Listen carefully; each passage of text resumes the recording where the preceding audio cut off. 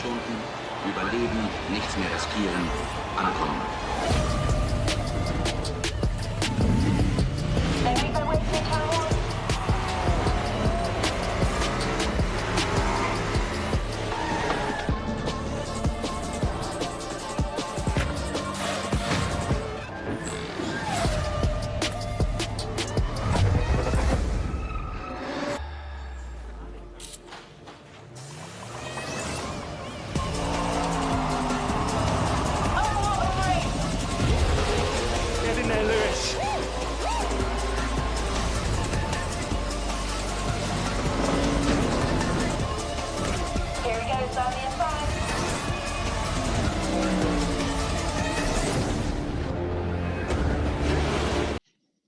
Hello and welcome back to the Eau Rouge podcast with Chris and James. And today we're talking about the big one. We're talking about the Mercedes W12 launch. Obviously, it is a double upload day, really, because we've got Alpine later on this afternoon. But Mercedes being, well, the leaders of the pack as they have been for the last 7 years, this is an important one for us, not just because of the livery release, but of course, because talking about the drivers and what they're going to achieve potentially this year. So Chris, first things first, then we're going to jump straight into it. What do you think of the look of the car this year? It's hard to see what they've changed apart from the very front of the nose, which has obviously been changed. But they finally managed to get the black and the turquoise to sit really nicely together, which is a shame because then they've ruined it by putting the silver and all of those AMG stickers onto the back of the car. Like where you've kind of got two different color schemes has never looked good. BAR tried to put 3 on the car, that looked terrible. The bits where they tried to have 2, that looked terrible too. You've seen it with other teams where they tried to shoehorn it in. I think we're likely to see that to some degree tomorrow with the Aston Martin. Pick a paint scheme and stick to it. And if you're Mercedes and you're using the colours to make a point, make the point by making the whole car black and then have the accents from Petronas. Don't have most of the car black, the Petronas accents looking great for the first time ever, and then take the thing towards the back in silver because it just doesn't work. Apart from that, it looks like it goes incredibly fast. And I think we can probably relatively safely say this is a title-winning car. I think that looking at the pictures, because I was a bit, I'm not a fan of black cars, Chris, and I've spoken about this before. I really don't like how they look from far away. But looking at these pictures, I agree. I think they have integrated that kind of, I don't know, what is that, teals, that turquoise of Petronas and the black nicely. The front end looks nice as well, and of course it's got an important meaning behind it with the Black Lives Matter movement, which is the reason really that they've gone for it. But I've never liked the black livery. If you look back a couple of years ago with the Haas and the Rich Energy one, I thought that just looked so dull on the grid. Even though up close it looked really nice with the little gold trim and everything. I think I've mentioned this before. It wasn't nice. And then of course, I think it was the 1998 Arrows, which was an awful car. I hate. It was an awful car to drive. It was an awful car to look at. It was just one of the most pointless cars on the grid. That was before, obviously, they added the orange to it, which really kind of spiced it up in the coming years. So I much preferred the silver Arrows for the Mercedes as a livery. But looking at the pictures that we've got, that front end with the black and the turquoise, you're right, it does look fast. And that is a thing. Cars can look fast and they can look slow. And I think that what we've got there is a fast looking car. And of course, we expect it to be fast. They're hiding most of the changes at the moment to the car, which makes us suspect that maybe a lot of the changes have come on the floor. Yes, I don't think that's an unfair assumption. There may be some engine work behind the scenes. There's been a lot of rumours about whether the engine's going to be as effective or not. But given the late nature of the limited upgrades, I would be very surprised if this car didn't begin by absolutely obliterating the opposition again from the off. I'm not expecting a competitive season. And I do think the W12 is going to score just as many points as the W11 did. So we've got some rule changes coming up in Formula One next year. The cars are being redesigned to make it so that they can follow each other a lot closer.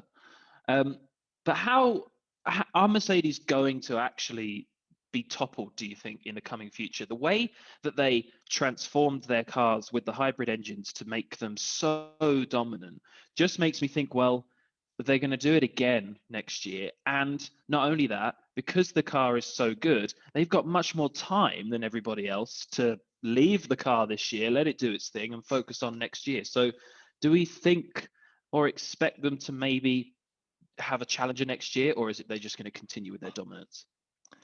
Rule change years are hard because you never know who's going to come out on top. The last 3 rule changes have seen 3 different teams really come from almost nowhere to dominate. The Brawn came from absolutely nowhere. Red Bull, the end of that year, were catching up, but I don't think anyone predicted they were going to win 4 straight titles. And once that run ended, who thought Mercedes were going to completely control the turbo hybrid era? But that said, I think if anyone's got the institutional knowledge and the setup to sustain that success, it's probably what's been built at Mercedes. I think people complain a lot about the way that Mercedes dominate. But if you look at the way the team runs, I don't think there's a team on the grid like it. It has very clear direction and control, but it appears to have more freedom than, say, Red Bull. It's a lot more stable than Ferrari. It's got a lot more talent than McLaren currently does.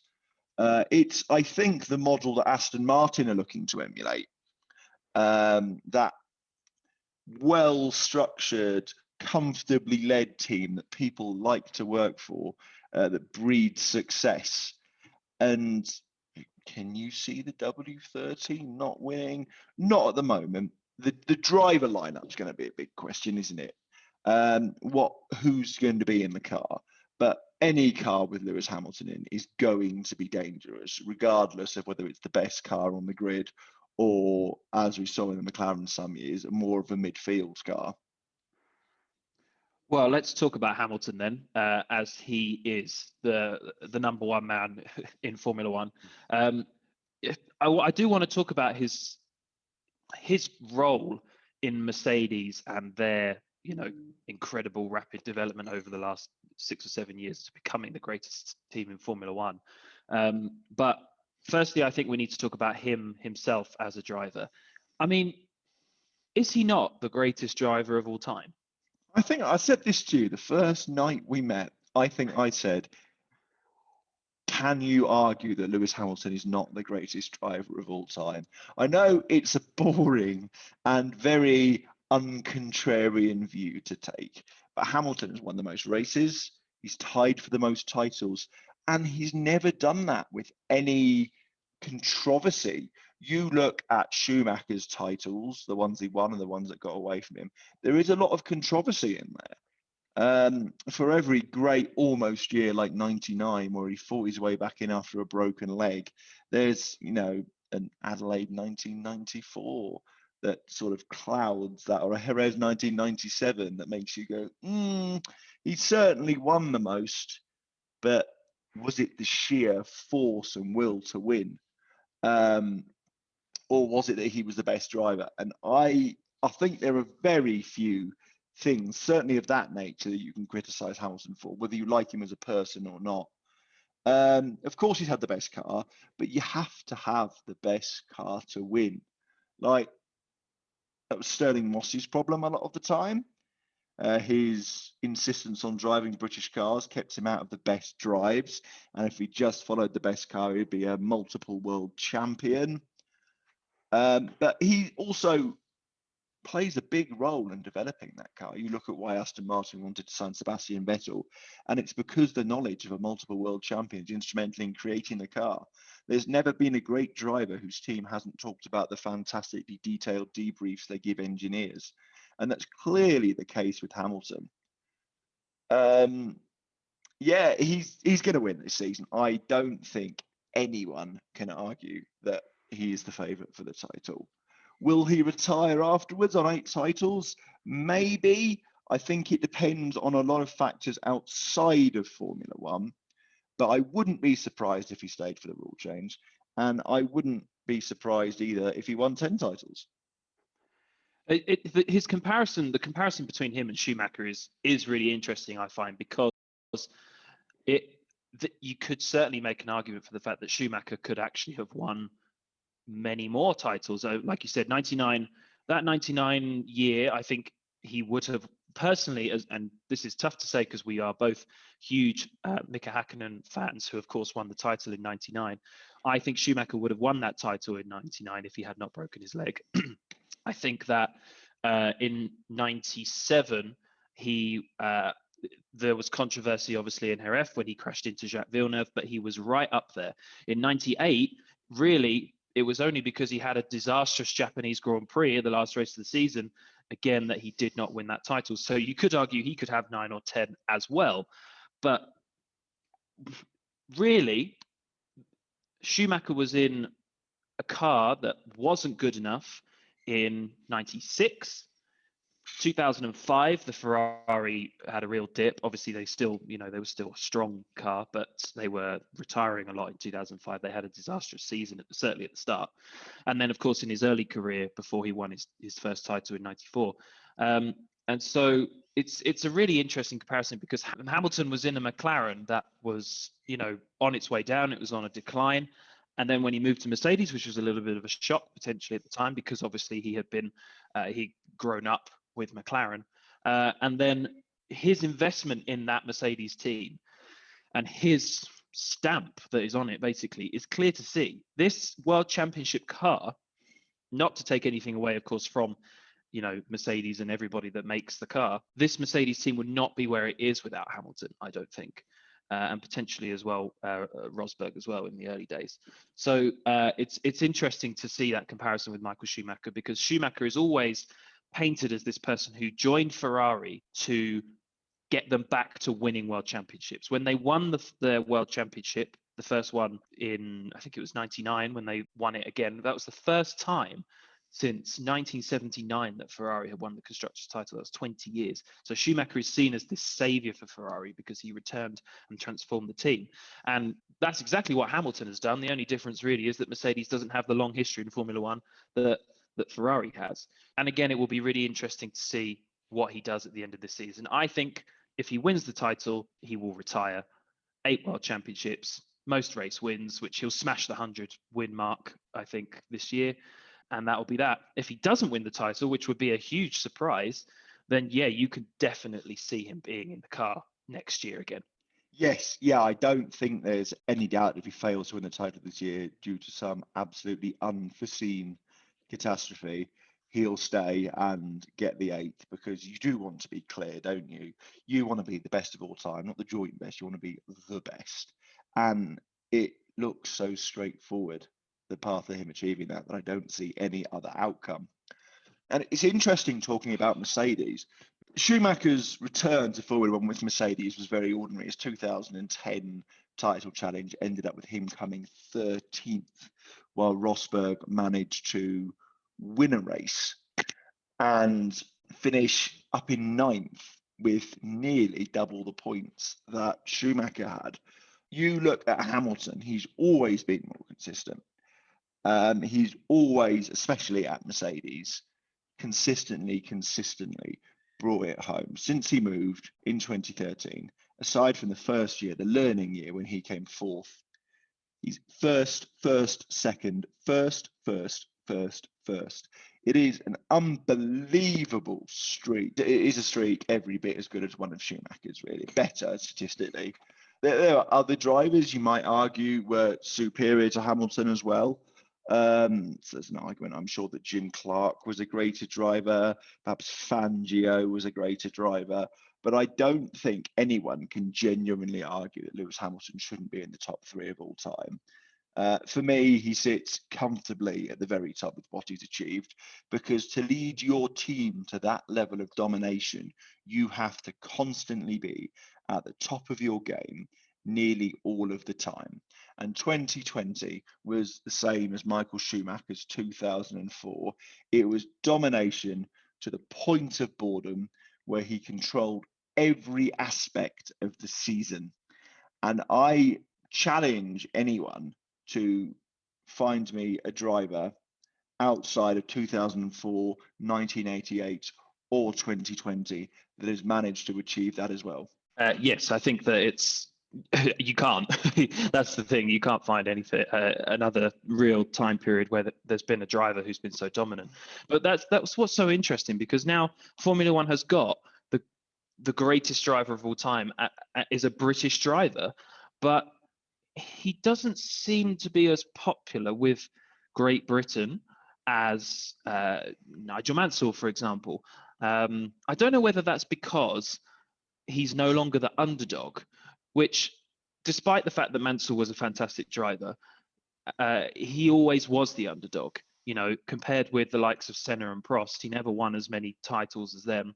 You know, it did seem that he was always the underdog. Damon Hill as well was a bit of an underdog, but they were far more popular, it seemed, than Lewis Hamilton. Hamilton gets a lot of abuse for his taxes, but again, if you look at Nigel Mansell, he's lived in tax havens his whole life. Most Formula One drivers live in Monaco anyway. So why is he not as popular as those previous British champions? If I had to put my finger on it, I'd say it's because social media is such a large part of the sport now. Drivers, look at the young generation of drivers, they are so accessible. They stream on Twitch, they're constantly posting memes on social media. Hamilton was a very early adopter of Twitter. I don't know if you remember Twitter from his early McLaren days, leading up to that infamous telemetry incident. But he was using Twitter in a way that wouldn't be really considered now, when using Twitter was something that stood him out from the rest of the drivers. And then he stopped using it as much. He still posts quite regularly on Instagram, but I think that the stuff that he posts tends to be quite polarizing. I'm not sure it should be polarizing. I think saying the environment is in danger shouldn't really be a difficult political statement. Neither should Black Lives Matter. But I think he's championing of causes that you just didn't really see from other drivers, because outside of post-race interviews or the occasional talk show, you never really got much of a glimpse into their personality. And if Hamilton was a new driver coming through now, what would people think of him? I think he stands against a lot of things that people who would just support a driver simply because they're British would often get behind.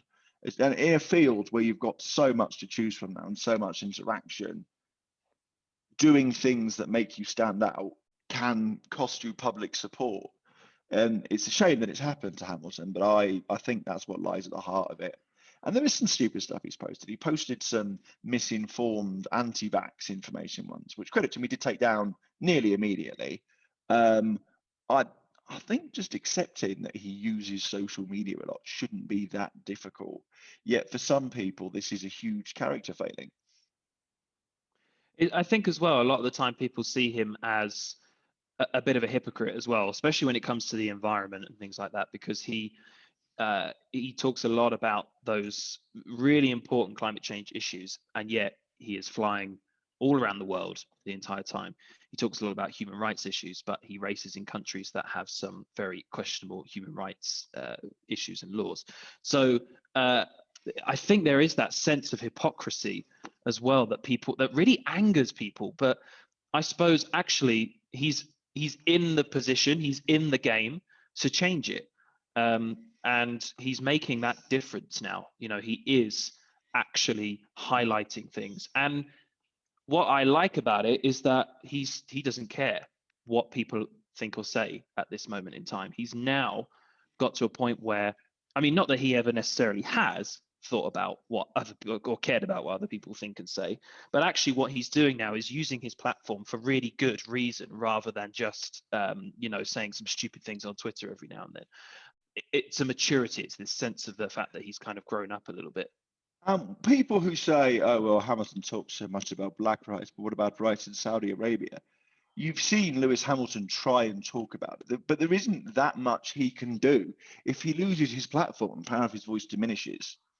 So does he use his platform for good he can affect, or does he try and fight every cause at once? Does he throw his champagne from the top step of the podium in Saudi Arabia and shout, end the war in Yemen? Like, you can't say, but what about this, but what about that, because you can't fight everything at once. When he got into environmentalism, he went fully vegan, he sold his private jet, he started championing environmental causes. Look at the Extreme E season coming up, where he's got an entire environmental racing series. How much more do you want someone to do? It's a tricky situation, and I think a situation that his teammate finds himself in more often than not as well, but for very different reasons. Well, let's talk about his teammate then. That was very nicely segued into Bottas there. So for Valtteri, he's got to prove himself this year, hasn't he? He actually needs to launch a challenge to Lewis Hamilton if he's going to keep that Mercedes seat. Yes, I think the problem Bottas has is that he's come up against probably the greatest driver of all time at the point at which he's showing he's the greatest driver of all time. Bottas is a fantastic second driver, and I do see why Mercedes keep him there. He is a brilliant support driver. He is what Red Bull actually really want. And people expect more from him because Hamilton is so dominant. But 2 seconds and a third in 4 years is not bad. 2018 was not a great season for him, finishing 5th while his teammate took the title. But 4 wins the following year and 2 wins in 2020. It's not a bad driver. He was, I know that Verstappen came very close, but I would be interested in 10 years to look back at Verstappen's career and see if, of course, Verstappen came second, because Verstappen now has 5 world titles as well. Bottas needs to perform to keep his seat, especially after the events of Sakir, where George Russell showed you could put someone else competitive in that car and they would get close. But is that what Mercedes want? Look at 1988. You had the 2 best drivers on the grid in the best car on the grid. And yeah, they did win the title, but that friction ended up causing long-term damage to the team. It ended in one of the drivers leaving, and the jealousy that caused the other driver to leave. The team entered a period of terrible hires, people like Michael Andretti only really got back on its feet in 1998. And again, only because Williams upset Adrian Newey enough that Adrian Newey left. Bottas is a great second driver. Is he going to win the title? No, he's not going to win the title. If he leaves Mercedes, will he stay in F1? I imagine he's hotly tipped to go back to Williams, isn't he? Because Williams have got money to spend now. He had some good years at Williams and he could teach a team looking to move forward a lot. But he's going to have to deliver in 2021, and then we can have this conversation again when we know how his season looks. Always starts off quite well, normally brings the fight, but then once Hamilton clicks himself into gear, tends to be it, doesn't he? He pulls away and he's gone. I think what's quite damaging for Bottas is not necessarily his comparison with Hamilton at the moment, his teammate. It's actually more his comparison with Rosberg in previous years, and the fact that Rosberg was consistently able to challenge Hamilton, won the title in 2016, of course, although you could argue that Hamilton would have won that title had his engine not blown up in Malaysia. But still, Rosberg was there every year. I mean, so much so that their rivalry was, was big. And I think actually when Rosberg announced his retirement, I think Mercedes were really relieved because, like you said, that long-term damage that rivals can do to each other in the same team is substantial.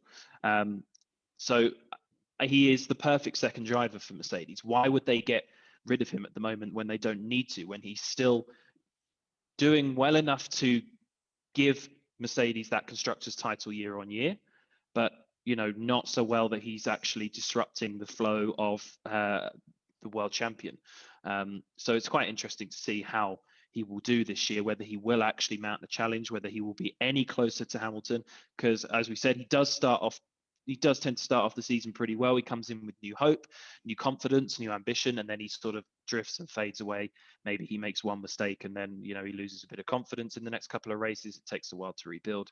And that's the difference between him and Hamilton as well. Hamilton jumps straight back on the horse when something goes wrong, but it doesn't often go wrong for Hamilton anymore, which is interesting. And it will be really good to see a new Mercedes partnership in a year or two when both those drivers do eventually leave. Well, I think it's quite important to note, as you just said, things don't often go wrong for Hamilton anymore, but they do still go wrong. It went wrong at Monza when he had the penalty and finished 7th. It went wrong when he missed Sakir, but because he is putting in those results so consistently, only 5 races last season were not won by Hamilton. 2 were won by Bottas, 2 were won by Verstappen, and 6 races. 2 by Bottas, 2 by Verstappen, 1 from Perez. And that is a kind of consistency that means you can afford to be penalised. You can afford to miss a race. And there isn't any fallback from that at all. The cars are so reliable that they just don't really break down anymore. So it's not like 20 years ago where there'd be a few unforeseen mechanical failures in a race. Now the top teams really just keep going unless there is some unforeseen crash out of Verstappen or you clip the wall at Baku like Leclerc. A good driver builds up that cushion, and we didn't see that cushion from Bottas, who only narrowly finished ahead of Verstappen. Will he finish again second this year? Yeah, I think so. I think the W12 is going to be sufficiently fast enough that there aren't going to be any comers. I'm sure at the end of the season, Verstappen will close in on second, and everyone will say, will next year be Red Bull's year? Will next year be the year that Aston Martin do better? Possibly. But is this coming year the year that Mercedes wipe the floor with everyone again? Yes. Okay, well, I mean, it feels a bit redundant asking you for your prediction this year, but I'm going to do it anyway, as that's the format that we've got. So obviously Mercedes won the championship last year, as they have done for the last 6 years, with 573 points. That was a lot less than their other totals. They usually hit the 700 mark, but obviously we had fewer races this last year in 2020. Hamilton won the title with 347 points. Bottas scraped second ahead of Verstappen with 223 points. There was a 124-point gap between Hamilton and Bottas. That's 5 race wins. So I guess actually what might be a better thing to ask you, Chris, is how many points is Hamilton going to get this year, rather than actually if he's going to finish first or second? Oh, there's a question. That's a very good question. I don't want to predict how many points he'll get, but he is going to finish an awfully long way ahead of anybody else on the field. And for Bottas, second or third? Second. I don't think anyone's getting near Mercedes this year. I think they got caught last year because they just gave up developing the car when they were so far ahead, which means they spent all the time developing this year's car, which means this year's car is as close to perfect as a car will get under these rules. I cannot conceive of any other scenario where this is not the case, not even slightly. Hamilton, Bottas, Verstappen, Perez, top 4. And I think I will go for the same. I actually can't remember what I predicted for Verstappen when we did the Red Bull launch. I can't remember if I predicted him second. Did I? Second, then Bottas will come third. So Hamilton's definitely going to come first. He's going to break that 400-point barrier again this year, I think. And therefore, I think Bottas is going to have a worse season. I think Verstappen's going to have a much better season. And I feel like I'm really digging myself a hole with these predictions. I'm gonna say Bottas will just about come third, and obviously Mercedes will win the title. Will Bottas be there at the start of 2022? Final prediction. Will Bottas be there at the start of 2022? I think he will be, yes. Yeah, no, I think I agree. I think it doesn't matter so long as he finishes in the top 3. He's going to Yeah. keep asleep. Well, thank you for joining us for this Eau Rouge podcast. Please do hit like, subscribe, and again, really importantly, leave some comments, leave us some predictions. If you disagree with anything that we've said or you ferociously agree with what we said, please let us know. We'd really like to hear your comments, and we'd certainly talk about it in future podcasts as well with some of the things that you might mention. But thank you so much for listening, and thank you, Chris, and we'll see you later on today for the Alpine launch.